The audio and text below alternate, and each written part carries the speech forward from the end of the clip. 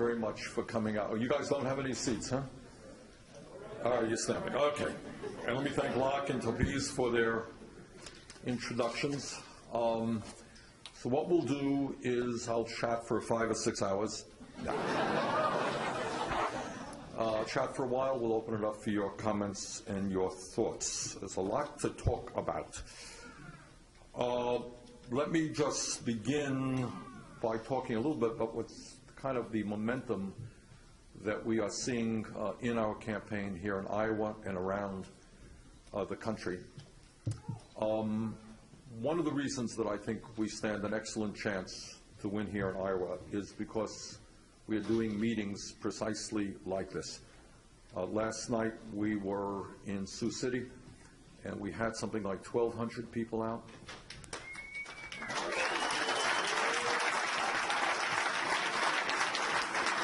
Tonight, as I understand it, we'll be in Council Bluffs and we'll have, I don't know, 1,400 people out is what we expect. And we're doing meetings like this all over the state. And the reason we're doing meetings like this is the way I've always done politics and what I love to do. I have had in my state of Vermont hundreds and hundreds and hundreds of meetings exactly like this. Talk, people ask questions. And what I love about it is this is what democracy in America is supposed to be about and what happens much too rarely. People are alienated, I think, and unhappy with the political process. And what we are going to try to do in this campaign is to do something pretty radical, which is called practice democracy. I believe in democracy.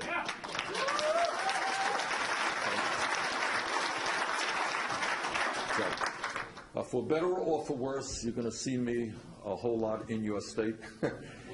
In the next 6 weeks, we're going to be running all over the state. And again, I think, when we began this campaign, we were probably 3–5% in the polls nationally, probably not much different here in Iowa. But we have, I think, moved very rapidly. I think the message that we are bringing forth is one that's resonating in this state and resonating all over this country. But let me just give you an update, if I might, about some of the events of the last week. Last week, we won the endorsement of the Communications Workers of America, the CWA. That's a union of 700,000 workers, and we're very proud of having won that. Literally on that same day, we won the endorsement of Democracy for America, which is one of the largest grassroots progressive organizations in America of about 1 million people. And here's what's very interesting about this. The guy who started DFA, Democracy for America, is an old friend of mine. We don't agree on every issue. His name is Howard Dean. You all know Howard.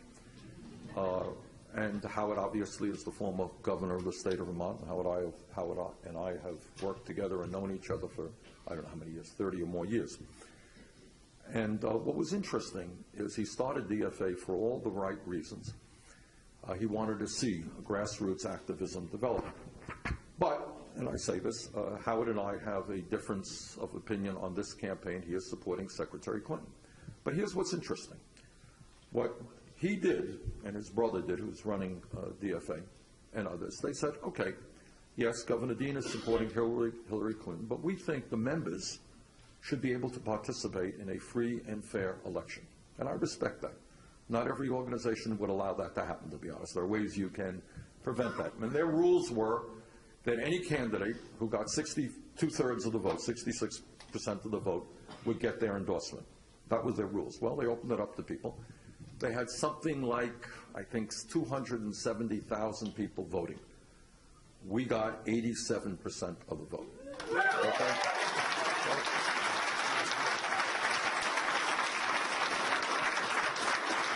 And I say that, and Democracy for America will now be a strong ally of us in this campaign. But what I say is two things. One, obviously, I was gratified to get 87% of the vote. But more importantly, I want to respect and thank Governor Dean for allowing a free and fair election to take place, even when he is disagreeing with me in terms of the campaign and who is he supporting. The other interesting development, which is of, I think, great significance, that also occurred this week, is that we just announced a few days ago that we have received in this campaign 2.3 million individual contributions. 2.3 million.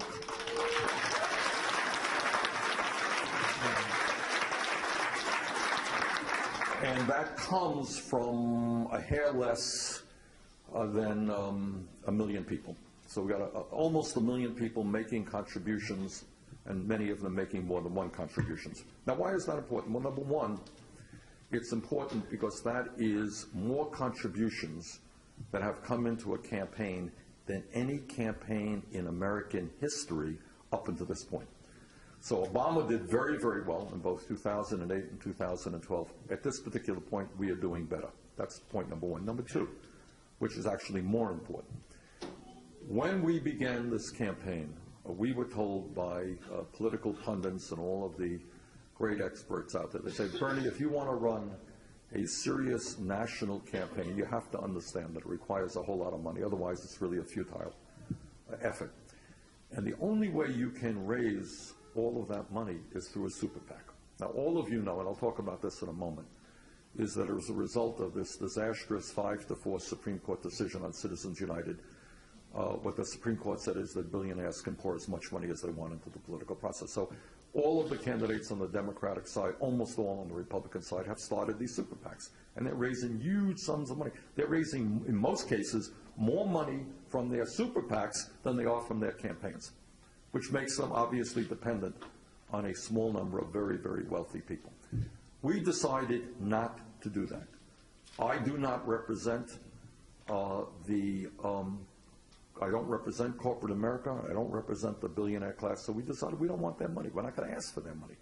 But then the question is, could we raise enough money to run a serious campaign? Well, it turns out that we can. And that with an extraordinary outpouring of support from the middle class and working families of this country, we have received 2.3 million individual contributions, and that is just mind-blowing to me.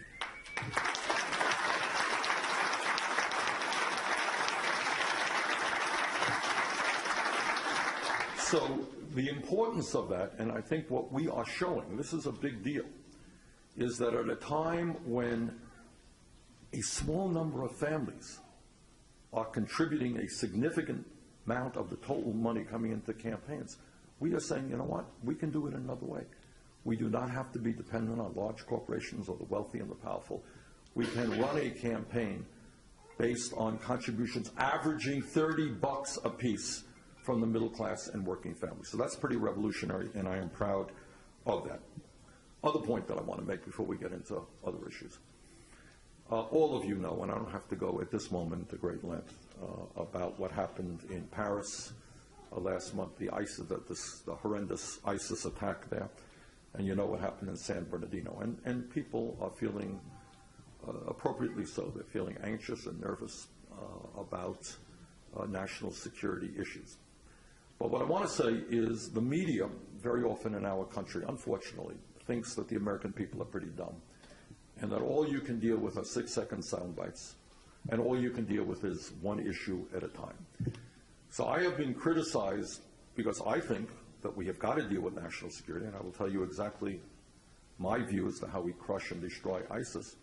But what media sometimes says is, why are you continuing to talk about other issues? You only should focus on national security issues.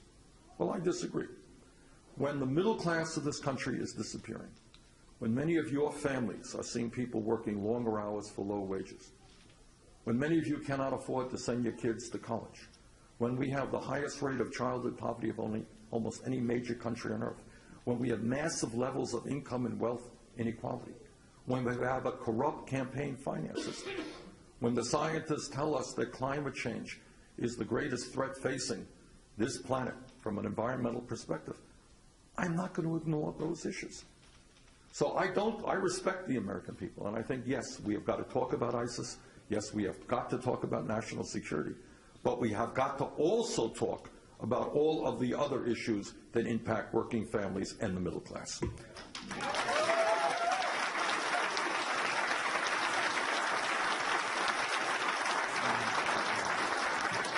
Now, one of the other, obviously, developments that's taking place in this campaign has been the political rise and political success at this point of Donald Trump. And I just want to say a few words about Trump before I get to the thrust of my remarks. Trump is a demagogue, and what demagogues do is they play on the fears and anxieties of people. That's true all over the world. He's not the first to do this. And what they do is, at a time when people are nervous about national security issues, and they are, at a time when people are very unsettled about the economy, people are asking, why is it that a man worker today, with all of the increase in technology and productivity, why is the median male worker, that guy right in the middle of the economy, making $700 less in inflation-adjusted for dollars than he did 42 years ago? Why is that? And people are anxious. If you're that guy who's working incredibly long hours, you're wondering, why is it? What's going on? What is the reason? Why is that median woman worker, that woman in the middle of the economy, making $1,000 less than she made in 2007? They are angry. Now, what you do rationally is you look at these issues. Why is the middle class disappearing? Why are real wages, inflation adjusted for wages, going down? Let's talk about that and let's solve those problems. And that's what our campaign is about. What Trump is doing is saying, okay, those are the issues, but the problem is Muslims coming into this country. The problem is that you got a Latino worker in this country making $8 an hour, and that's the reason why the middle class in this country is disappearing. So let me be very clear. A Latino worker working in California in the fields in very difficult work is not the reason why the middle class in this country is disappearing. And Muslims coming into this country is not the reason why the middle class in this country is disappearing. The reason that the middle class in this country is disappearing is because of corporate greed, because of the greed and recklessness of Wall Street. Our job is to bring people together, not to separate them.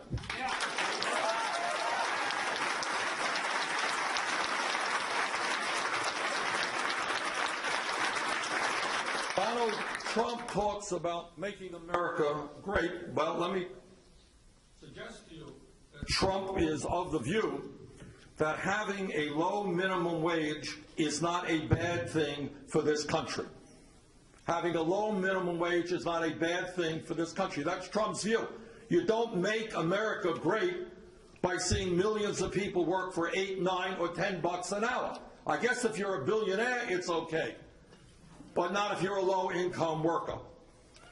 It is not a great thing for America. We don't make America great when we have Trump saying we have to be competitive with the world. Our taxes are too high, our wages are too high, everything is too high, we have to compete with other countries. What does he mean by that? Our wages are too high in America? Really, Mr. Trump? Go out and talk to tens of millions of people who are trying to make it on 10, 12, 15 bucks an hour. They don't think that wages are too high in America. They think we have to raise the minimum wage to a living wage.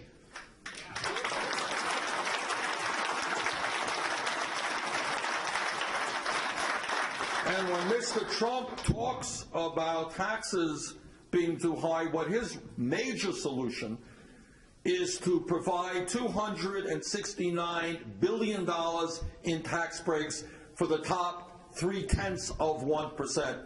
Millionaires and billionaires in this country by repealing the estate tax. Huge tax breaks for the wealthiest people in this country. Well, I don't think those policies are going to make America great. How I think we make America great is we bring our people together around a progressive agenda that tells the billionaire class in this country they are not going to continue to get it all. They're not going to continue to get huge tax breaks when we have the highest rate of childhood poverty of almost any major country on earth. They're not going to be able to continue to ship our jobs to China and other low-wage countries. They're going to start reinvesting in the United States of America. They're not going to cut the wages and the health care and the pensions of their workers and then give huge compensation packages to the CEOs of those corporations. We are going to make America great when we expand the middle class of this country, when we create millions of decent paying jobs, when we have a health care system that guarantees health care to all people as a right, when we have paid family and medical leave for all of our people, and when we have a tax system which is fair, which demands that corporate America and the wealthiest people in this country start paying their fair share of taxes. That's how we make America great.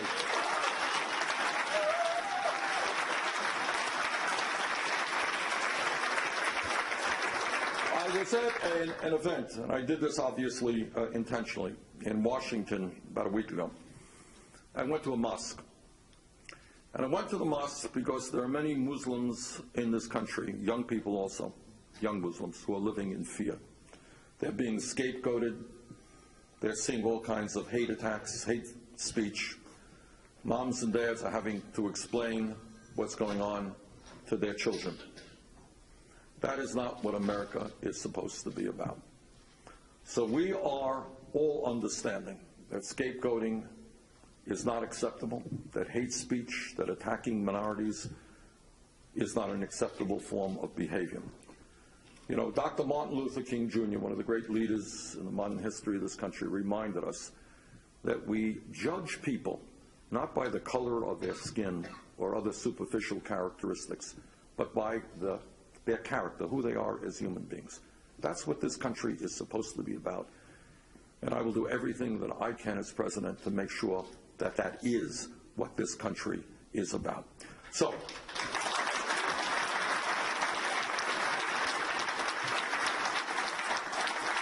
okay, with that, let me just open it up to, do we have any mics here? Shannon, all right, Shannon, where's the other mic? Okay, we got a mic there, a mic here. Shannon, anybody has any questions or comments, please just jump up and tell us what you think.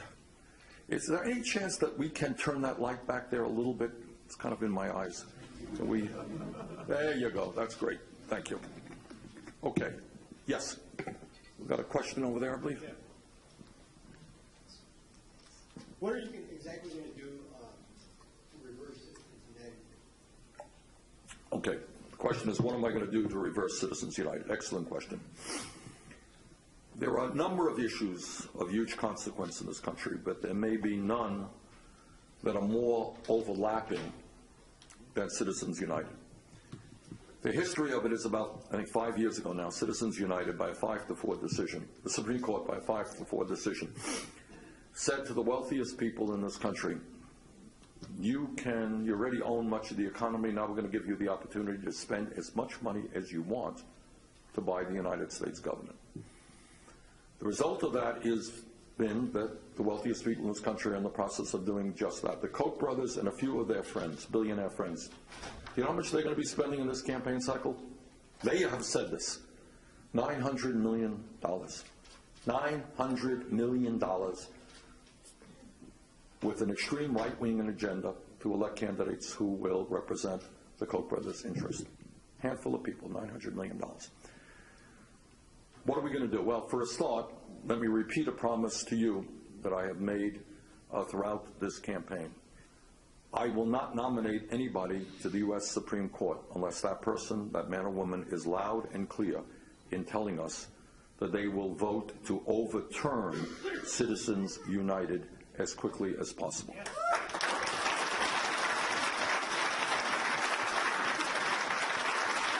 Number two, overturning Citizens United is an imperative because what we are seeing is the foundations of American democracy being destroyed.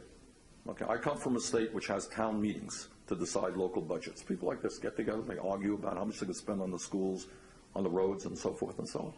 One person, one vote. So overturning Citizens United is an imperative. Then we've got to go beyond that. How do we create a vibrant democracy? How do we create a democracy in which everybody has the feeling and the belief, the legitimate belief, that their view, their vote really matters? They are impacting the future of this country. Well, I think overturning Citizens United is a good start. We've got to go further. I believe in public funding of elections. Now, what does that mean? It means that I want to see young people and all people, whether you're progressive, conservative, moderate, whatever you want. What democracy is about is I have some ideas, And I'm going to fight for my ideas. I want to convince you of my ideas. And therefore, I should not have to go to the wealthiest people in my community or in the country to get money to run for office. Because I have ideas and I'm smart and I believe in the political process, I should be able to get involved. That's what I believe. And what I want to see, and I hope you'll join me in this, I want to see an America which has one of the highest voting turnouts in the world, not one of the lowest voting turnouts. And I would hope that anybody in this room, whether you're conservative, progressive, or whoever you are, would be ashamed of the fact that in the last midterm election, just about a year ago, 63% of the American people did not vote. 80% of young people did not vote. That's not democracy. That is the withering away of American democracy. And what we are very excited about in this campaign, so a lot of young people and working class people, middle class people who have turned their backs on politics are now beginning to jump in. They feel part of the process. So you put your finger on a very important issue, and it goes even beyond Citizens United. How do we revitalize American democracy? How do we make sure that people are thinking about the important issues, arguing about the important issues? Because I have said over and over again, let me repeat, this campaign is not just about Bernie Sanders. Yes, I'm here to ask for your support. But at the end of the day, we need a political revolution. You know what I mean by that?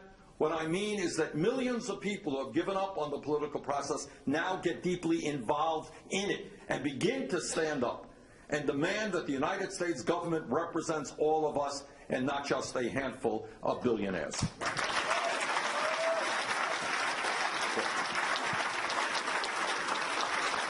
Hello. I grew up here and I'm visiting for the holidays, and I got into an argument with my dad on the way home from the airport. And we were talking about, we both agreed that we need change, and we both agree that big money is a huge problem in this country. However, he says he thinks there's two kinds of revolution. There's working from within the system, and then there's working from outside of the system and trying to change things. From his perspective, you come from the second sect, and he just wants to know, so I guess I'm asking this on behalf of him, how you're going to do that, how you would actually make this change working from the outside, if that's what you think you're doing. You're a good daughter. You're asking a question on your dad's mind, and I think your dad characterized it. Here is the difference.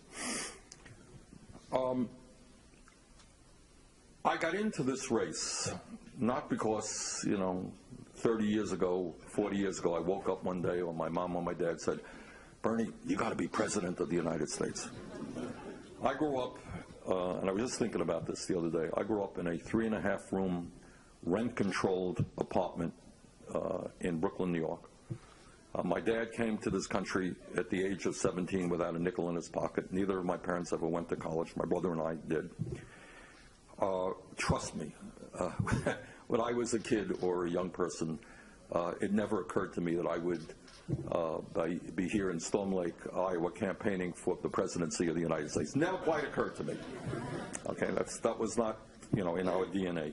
The reason I am running for president is just to deal with your dad's question. If I believed that these were normal times and that establishment politics and establishment economics could do it, could solve these problems, I wouldn't be running. Hillary Clinton is a friend of mine. I've known her for 25 years. She is a very smart person, a lot of experience. And Governor O'Malley is also a successful governor, a very smart guy. But I believe that given the crises that we face, among other things, money and politics, that what we need is a political revolution. Your dad is right in saying that I'm running within the Democratic, I'm the longest serving independent in the history of the United States Congress. That's a fact. But I made a decision that I would run within the Democratic primary and caucus process. But what I also understood is that the same old politics and economics could not address the major crises that we face. What we need is a grassroots political movement made up of millions of people, including your dad, who is now going to get involved and demand fundamental changes in the way we do economics and politics. Nibbling around the edges at this particular moment just is not going to do it. For example, climate change. What the scientists tell us is that climate change is very real. It is caused by human activity, and it is already causing devastating problems. There is either one or two approaches. Either we understand that reality, understand that they tell us that if we are not bold in transforming our energy system, this planet will be between 5 and 10 degrees warmer by the end of the century. Cataclysmic problems. We need to be bold. We need to be aggressive. We need to tell the fossil fuel industry they cannot continue to destroy this planet. Okay? On that issue, among many others, you can't say, well, we're working with them, and in 20 years from now, maybe we'll have some agreement hammered out. No. We have to be bold. We have, as another example, millions and millions of middle-class and working-class families today who are desperately trying to figure out a way to send their kids to college, right? Okay. Meanwhile, other countries around the world, Germany, others, say, you know what, investing in our young people makes sense. We want the best educated workforce. We're going to make our colleges and universities tuition-free.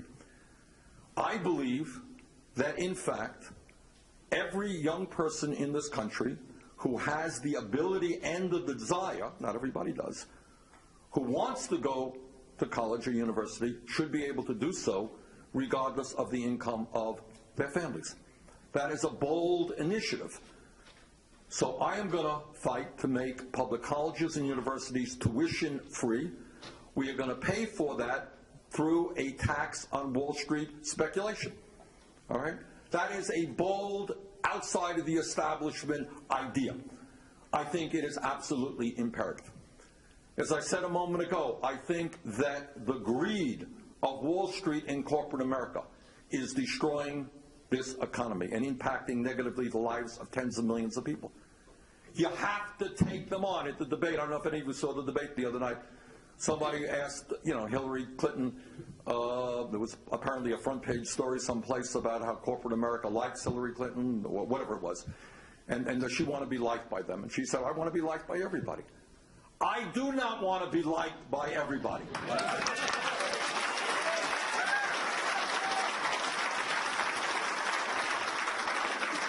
I want to be liked and supported by the middle class and working families because I am going to take on Wall Street and the billionaire class. They do not like me today. They will like me even less if I'm elected for president.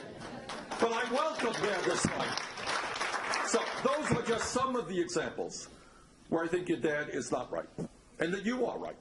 All right, there comes a time when you really have to take on the establishment and not be part of that establishment. This is that time. Let me make sure we'll get to you, sir. Yeah. Well, first of all, I want to thank you for your honesty and your integrity. It's unusual in politics today.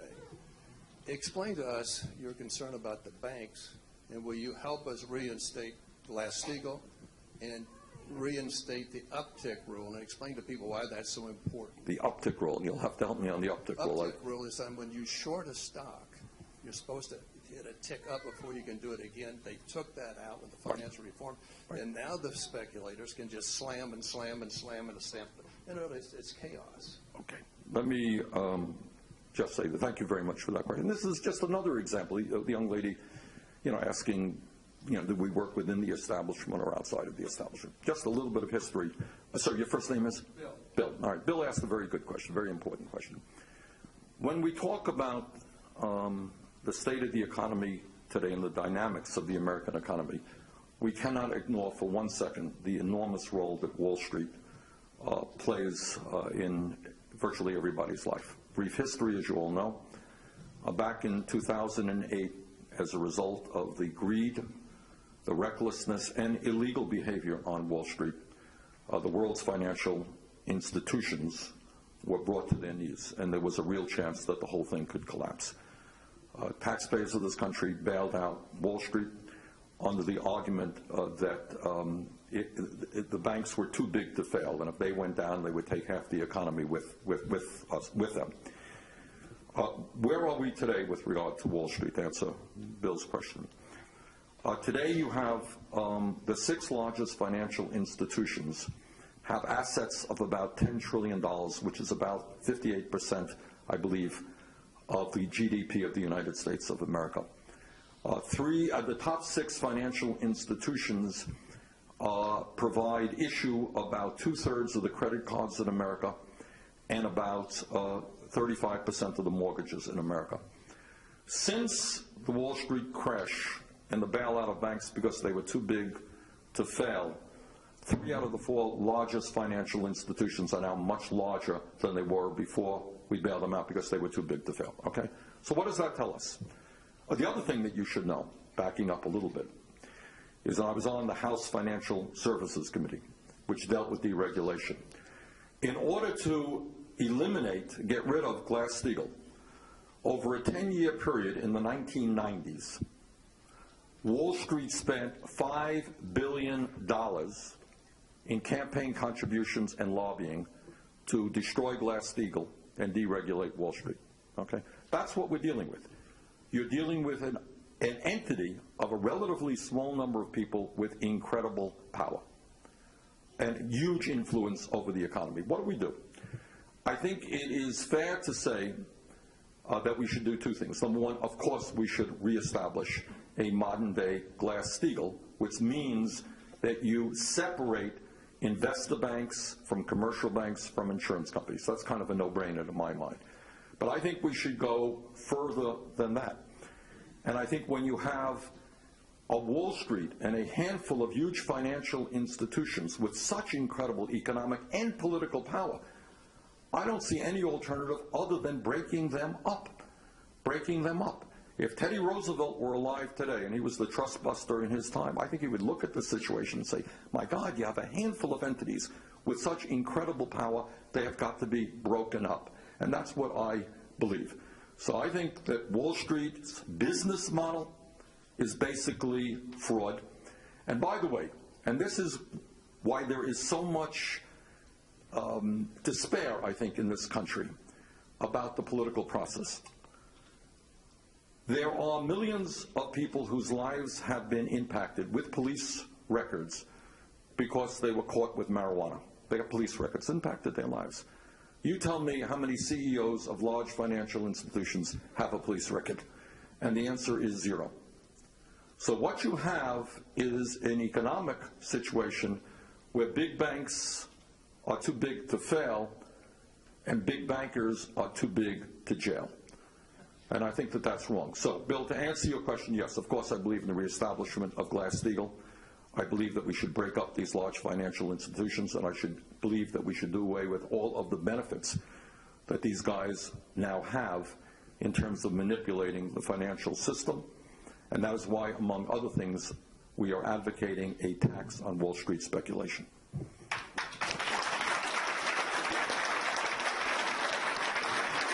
I think we have, okay, yeah. We've heard a lot about immigration reform, especially from the Republicans and Mr. Trump. Well, what's your plan for immigration reform? Good question.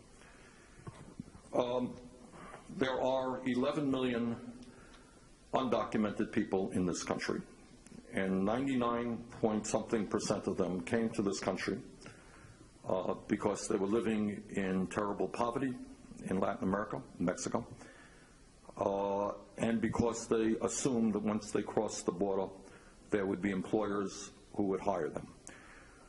These undocumented workers today are harvesting the food that you had for lunch, that you will have for lunch.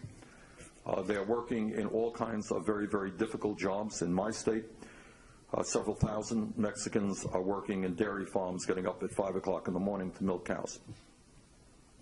Now, what Trump's view is that we should somehow, in the middle of the night, pick up these 11 million people and throw them out of the country. Number one, that will not happen, and number two, it should not happen. What we should do is move toward a path towards citizenship through comprehensive immigration reform. Let me just tell you, why does this issue impact everybody in the country? And the answer is, just briefly, a story.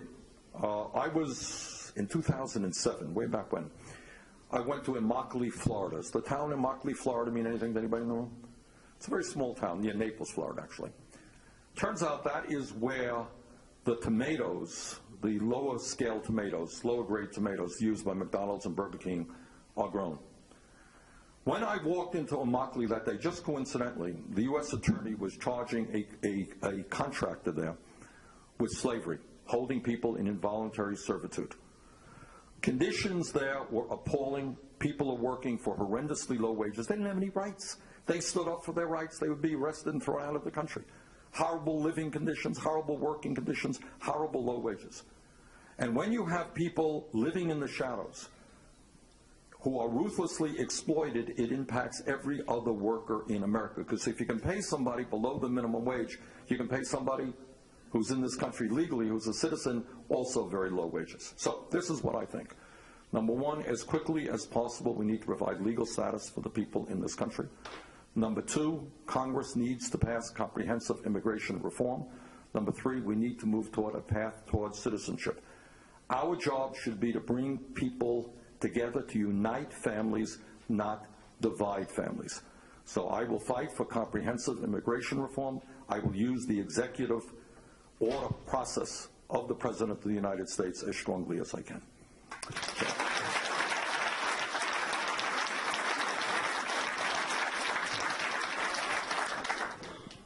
Hi. As a millennial, I can't really remember a time in my life that we haven't been at war in the Middle East. And I heard you say in the debate on Saturday that you believe we should get rid of ISIS and then get rid of Assad. And my question is, do you believe then we have a responsibility to stay in the Middle East and prevent the next person to rise up? Okay, thank you very much. We're having a little problems with this mic here. Shannon, no? Okay, it's on or off. Thank you for that very important question. The United States spends about $600 billion a year on the military, which is more than, I believe, the next 8 or 9 countries combined. As everybody in this room knows, we have lost some 6,700 very brave men and women in Iraq and Afghanistan.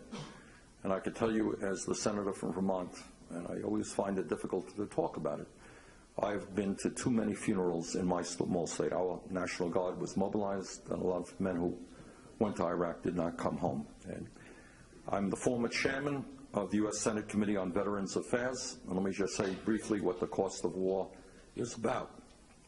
Not just 6,700 who died. It is some 500,000 American men and women who came home with post-traumatic stress disorder or traumatic brain injury. The cost of the war no one can figure out, but by the time we take care of the last veteran, will probably be between $4 and $6 trillion, okay, for those wars, Iraq and Afghanistan. Now, in 2002, I listened very carefully to what George W. Bush and Cheney and Rumsfeld and Condoleezza Rice and everybody else had to say, and I concluded that they were not telling the truth, and I voted against the war in Iraq. And if you go to my website, go to YouTube, listen to the speech that I gave way back when about why I opposed the war, and without any pride or without any joy, to be sure, much of what I feared would happen did happen, and that is, it is not hard to get rid of a dictator in a small, weak country like Saddam Hussein in Iraq. The question is, what happens the day after? What kind of political vacuum is created? What type of instability occurs? Who benefits from that instability? As everybody here knows, we got rid of Saddam Hussein, mass chaos in the region, horrendous ethnic civil war, and the growth of terrorist organizations like ISIS have occurred. So what's the lesson to be learned? The lesson to be learned, in my view, is yes, there are terrible, terrible dictators out there. Saddam Hussein is one. Gaddafi from Libya is another. This guy Assad in Syria butchered many of his own people, maybe used chemical warfare. But it is not enough to figure out how we get rid of those guys. We got to think about what the future in that region is about and how we do not help see terrorist organizations grow. ISIS wants Assad out. They think there will be instability. They think they will benefit from that. So we got to be thinking about what that means. What does it mean? It means that if you look back in history in terms of regime change, there is often unintended consequences. Okay, things happen that you hadn't planned. So people say, we want to get rid of these terrible dictators. We all hate these terrible dictators. But we have to make sure that we don't do more harm than good in the long-term process. All right, what do I think we should do? For a start, I happen to agree with one of the heroes in a very dismal situation in that region, and that is King Abdullah of Jordan. Now, Jordan is a very small country, but they have played a pretty heroic role in taking in refugees and kind of doing the right thing. This is what Abdullah said, King of Jordan. He said that, of course, international terrorism is by definition an international issue. So everybody's going to be involved. But ultimately, he said, what it is about, and he feels this strongly as a Muslim, it is a war over the soul of Islam. What is Islam? And he says, and I agree with him, that groups like Al-Qaeda and ISIS are hijacking their religion and making it into a terrorist-type religion, an intolerant religion, which is not what it is. And he says the primary responsibility for the destruction of ISIS has got to be the Muslim nations themselves. So what I believe and will fight for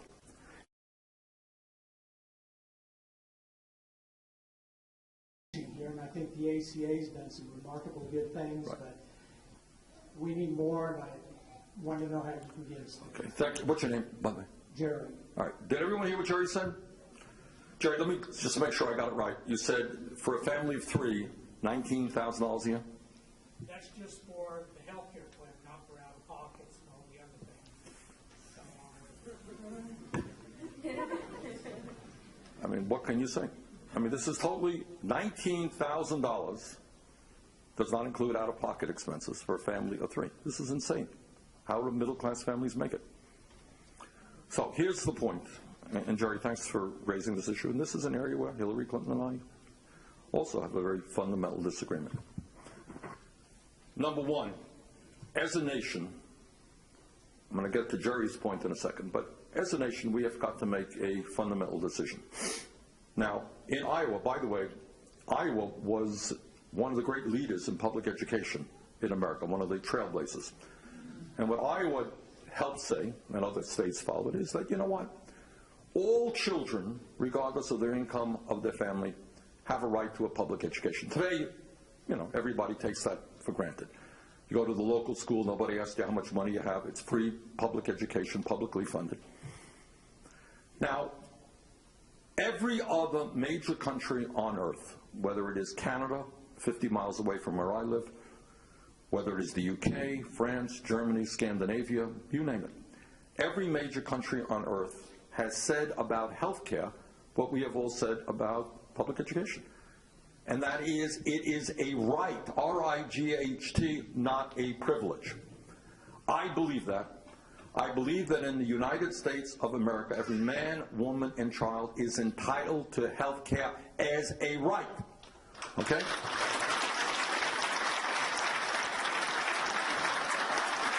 Now, Jerry is right in saying that the ACA, which I voted for and helped write, as a matter of fact, I'm on the committee, has done a lot of good. It has eliminated the obscenity of pre-existing conditions. We've got about 17 million people today with insurance who otherwise would not have had it. And those are good things. But what we also have to acknowledge is 29 million Americans today have zero health insurance, and many of you who do have insurance, who count as being insured, have high deductibles or high copayments. Is that correct? Yeah. All right, who wants to help me out? Tell me some deductibles right now. Who has a high deductible, ma'am?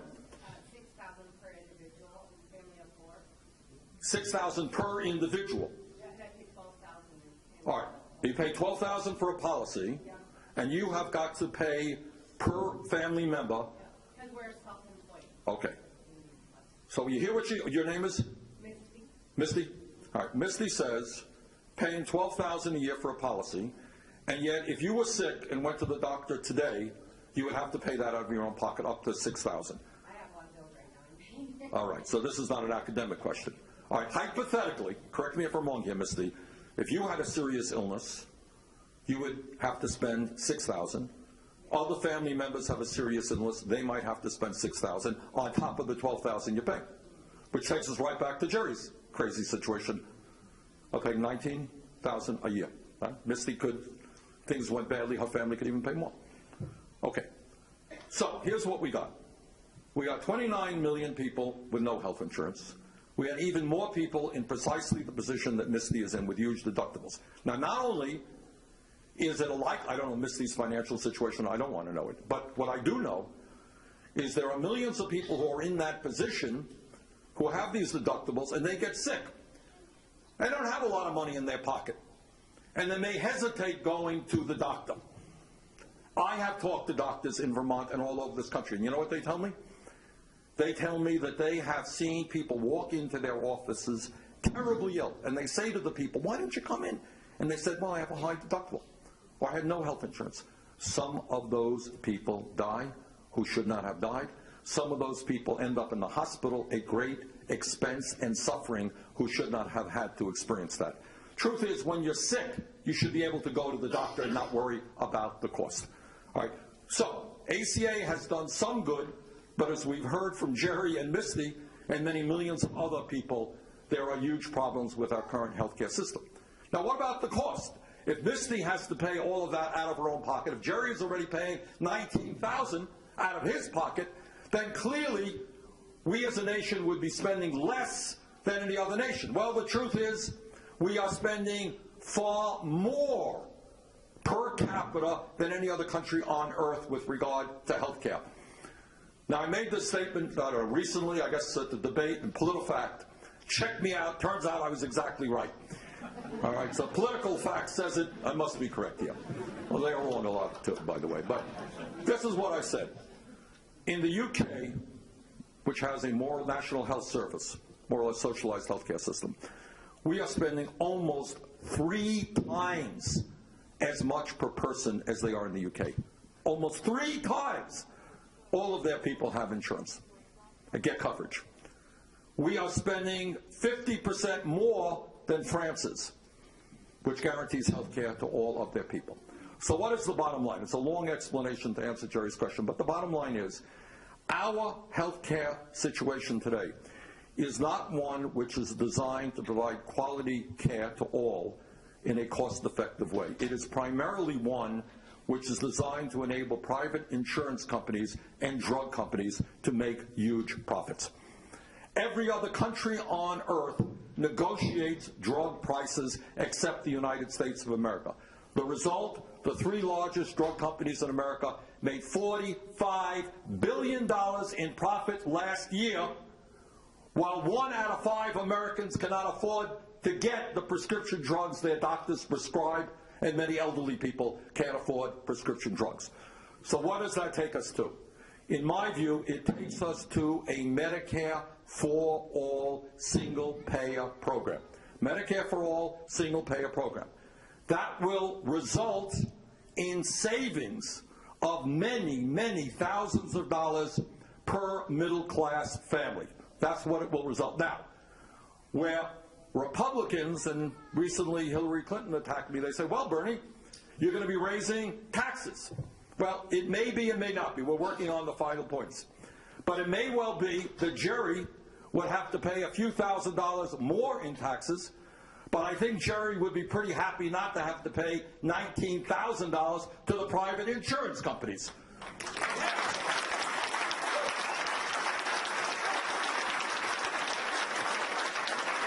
So in Medicare, we have, again, by far, per capita, the most expensive healthcare system in the world. Under a Medicare for all single-payer system, the middle-class family would save thousands and thousands of dollars in their health care costs. We are going to rally the American people around that, because I think when you explain the facts to the American people, and when you ask how can it be that every other major country on earth manages to do that, why can't we? I think the American people will conclude that we can and we should move in that direction. Okay. Yes, sir. Okay. Yep.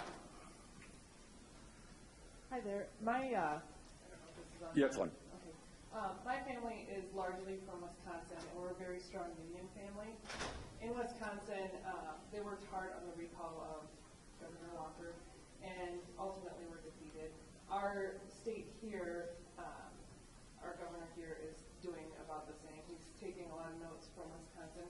I just wanted to say my family, and I'm sure a lot of other families in Wisconsin, felt very defeated after that recall. We felt very underrepresented, and you announcing your candidacy has given us a resurgence of hope, and I just wanted to thank you for running.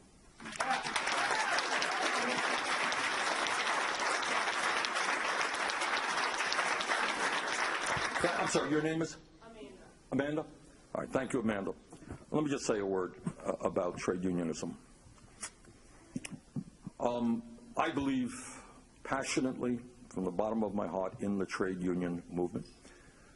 I believe that working people, that if you are negotiating with a company, if you're one person out there, you have very little power in terms of demanding decent wages and decent working conditions. But when people stand together and negotiate and collectively bargain, they have a shot at getting decent wages and decent working conditions. And all of us, by the way, owe a deep debt of gratitude to the trade union movement over the last very long, decade after decade, fighting for not only trade unionists, but for all people in the working class and the middle class in this country. Now, where we are right now is for a wide variety of reasons. Anti-unionism activities on the part of employers and with Scott Walker on the part of governors, him and others. The loss of millions of decent-paying manufacturing jobs, union jobs, as a result of a disastrous trade policy. There is no secret but that the trade union movement today is significantly diminished. I have introduced legislation which will address a very serious problem in this country today, and that is right now there are millions of workers who would like to be in a union, but because of illegal employer opposition are unable to do so. So if you were working in a company and you were trying to organize, just coincidentally, the employer might say, well, I'm sorry, Amanda, you're fired because you were late 3 years ago. You say, that's why. And if by some miracle you actually got a vote, you went through the whole process, then the employer might refuse to sit down and negotiate a first contract. Okay? That goes on every day. We have introduced legislation that says, number one, if 50% of the employees in a bargaining unit plus one sign a card to belong to a union, they will have a union. And if an employer refuses to negotiate in good faith, that employer will be severely punished. Now, the reason there is strong opposition, and people like Scott Walker of Wisconsin want to break unions, two parts. Number one, they represent employers who want to be able to pay lower wages. But second of all, they understand that today the political process is being pushed by corporate America and the big money interest. And the major obstacle to the corporate agenda is the trade union movement. If they can break the trade union movement, there is no opposition to them. So count me in as somebody who believes very strongly in trade unions, proud to have the support of millions of union members in this campaign.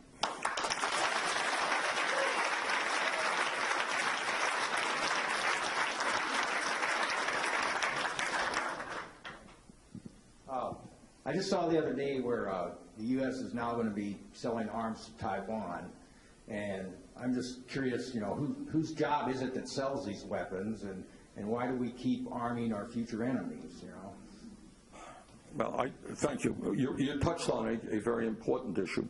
I don't know that Taiwan will, in fact, be a future enemy, but this is what I do know, that the military-industrial complex in this country fans the arms race.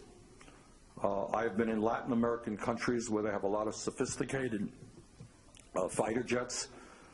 We don't know that they have ever used them or ever will use them, but companies make a lot of money by selling arms. I would like to see the United States being known all over the world as the country that helps poorer countries build schools, provide health care, provide education to their people, rather than arms designed to kill people.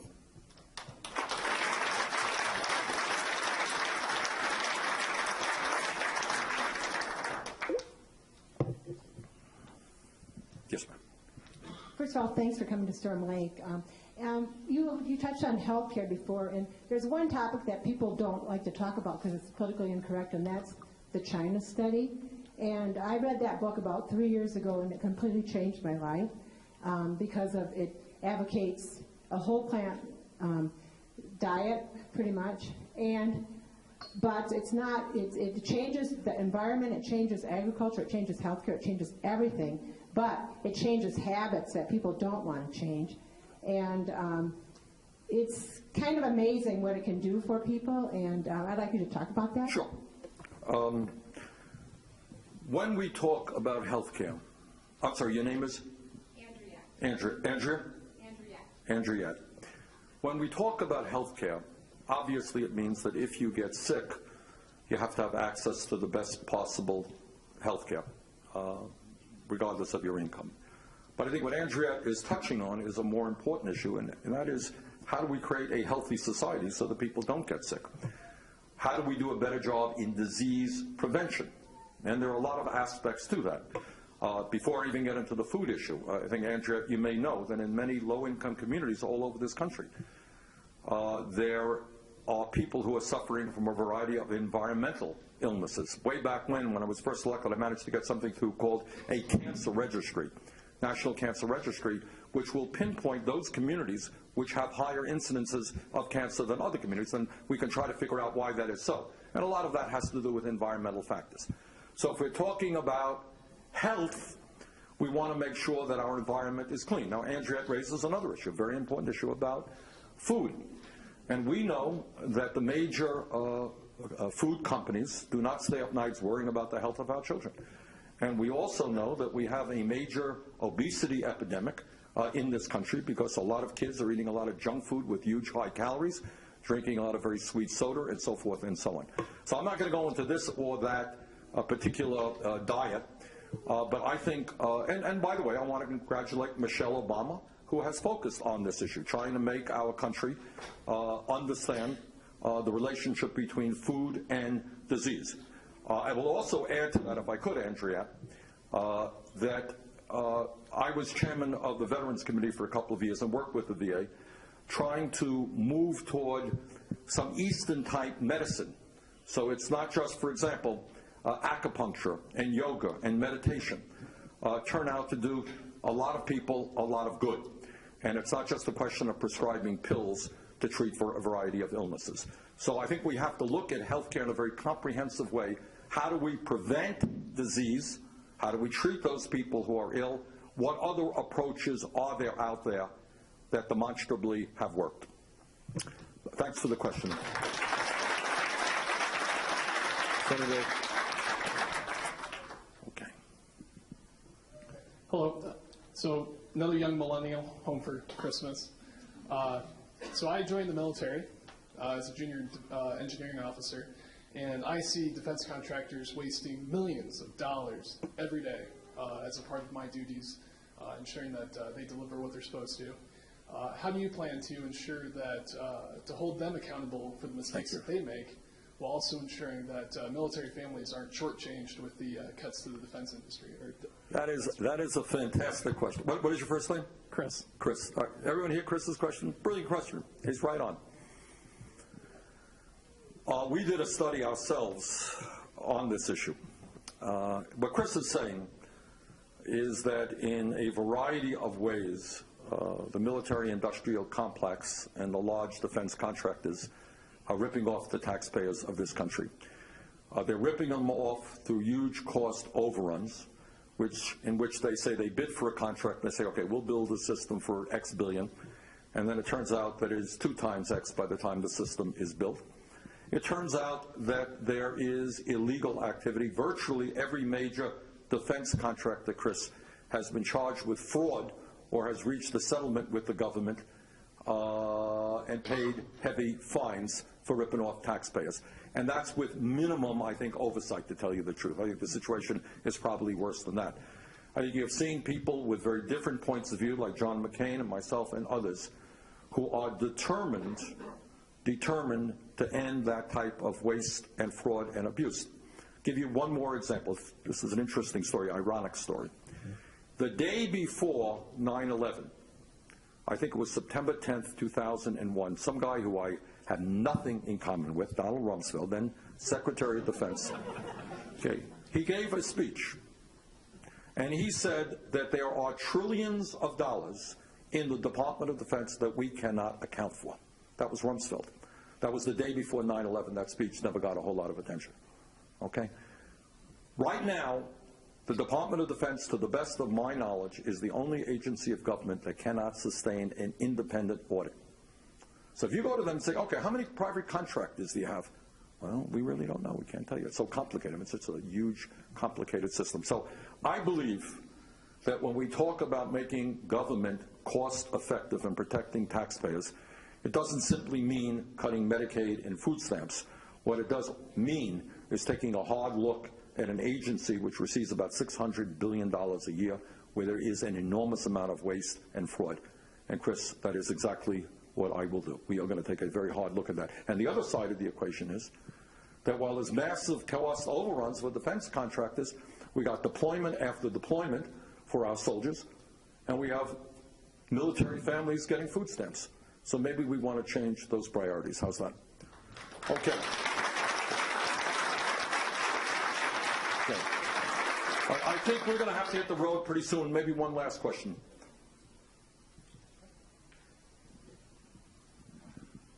Senator Sanders, thank you very much. Before I start my question, in the spirit of full disclosure, I serve as the citizens on the U.S. Trade Representative Citizens Advisory Committee for Agriculture. And we're in the agriculture part of the world. And Ambassador Froman, Secretary of Ilsac, whom I'm good friends with, are going to tell us that TPP is a good deal for agriculture. I actually wrote the dissent on the report that was sent to Congress. TPP is bad in a number of ways, and if you could elaborate on how bad that is, not just for agriculture, right, but for our economy. Okay, thank you very much.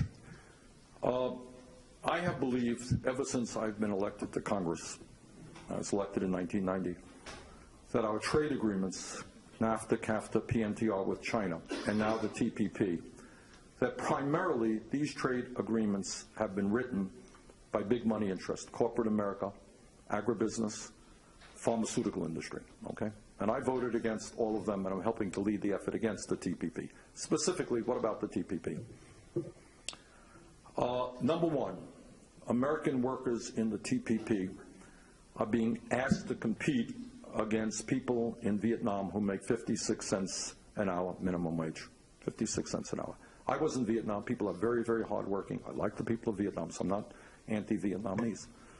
But I do believe that it is unfair to American workers to have to compete. You know, when Donald Trump talks about, you know, keeping wages low in America, what he is talking about is that if we don't have low wages here, all the jobs are going to go to Vietnam. Well, I think there is another solution to that problem. I don't think we should be engaging in a trade agreement which forces American workers to compete against people who are making pennies an hour.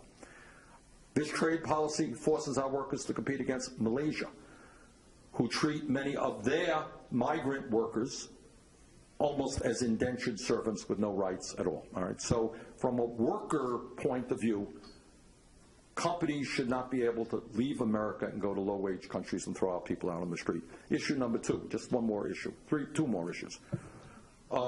Second issue is you have the pharmaceutical industry, very, very powerful. Their goal today and always is to make sure that you pay the highest prices in the world, and people all over the world pay very high prices. That is their goal, and that's why 3 companies make $45 billion in profits last year.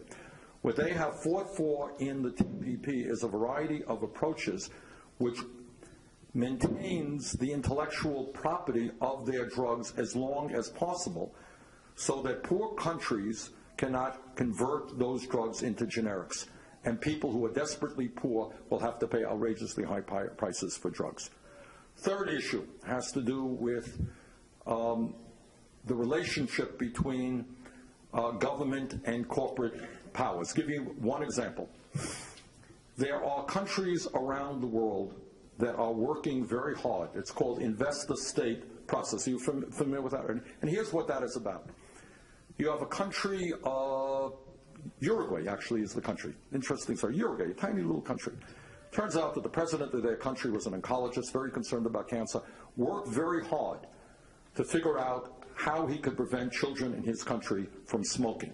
So they put labels, big, big labels on cigarettes, warning kids, doing everything that they could to prevent children from smoking. You know what? I think that's a pretty good idea. They were sued, Uruguay was sued and taken to a third-party court because they were threatening the future profits of Philip Morris. How's that? Philip Morris said, hey, we want the freedom to be able to make children sick and get cancer and emphysema, and that's how we make our money. How dare you limit our profits by selling cigarettes to children? And they're now in a they're in a third-party tribunal hearing this case. Uruguay does not have the power to make decisions for their own public health. That type of provision remains in the TPP. So, if the state of Iowa, state of Vermont, wants to stand up for environmental reasons or health reasons, we could be sued by a corporation and taken to a third-party tribunal because we're ruining or inhibiting the profits of some private corporations. That is totally absurd. So for those reasons and many more, I am helping to lead the effort against the TPP, and I think we've got a shot to win this thing. Okay.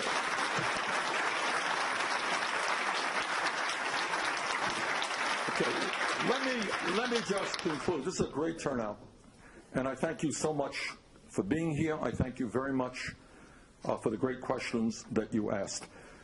I think we have a real shot to win here with your support in Iowa. We got a real shot to win in New Hampshire. If we win in Iowa, we win in New Hampshire, I think we've got a real path toward victory. And not only electing Bernie Sanders as president, but more significantly, in transforming the United States of America. Thank you all very much for being here.